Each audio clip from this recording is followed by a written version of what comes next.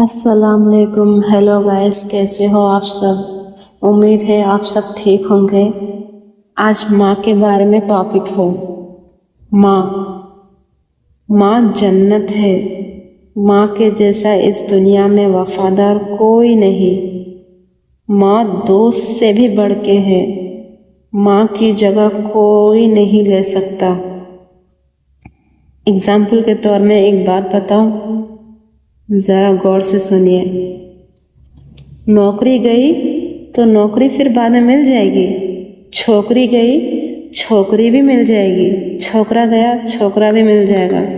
घर गया, घर मिल जाएगा। सोना चांदी गए, सोना चांदी मिल जाएंगे। लेकिन माँ चली गई तो माँ फिर कभी वापस नहीं मिलेगी। अपनी माँ से बेहद मोहब्बत करो।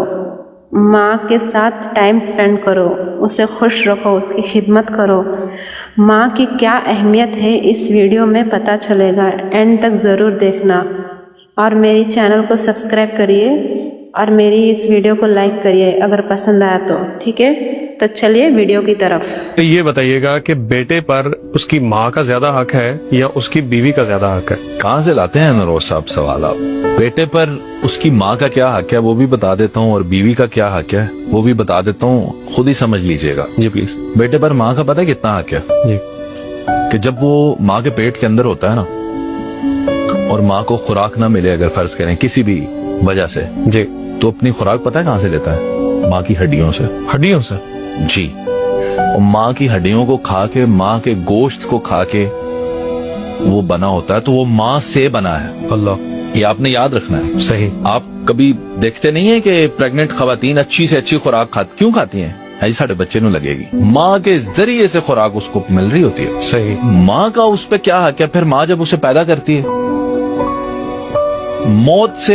मौत जितना ड्रामा वो बर्दाश्त करती है, बिल्कुल। फिर वो दुनिया में आता है, फिर उसको पालती है। कैसे? क्या कुर्बानियां देकर, अपनी नींदें कुर्बान, अपनी सारी जिंदगी की सोशल एक्टिविटीज, हर चीज तबाह, बच्चे को बड़ा करना है। उसकी स्कूलिंग, उसकी सारी परेशानियां, फिर उसको चोटें लगनी, उसमें उसके ट्रॉमे, वो सारा कुछ माँ ने बर्दाश्त करके उसे बड़ा किया। अब पूछते हैं कि माँ का कितना हक है?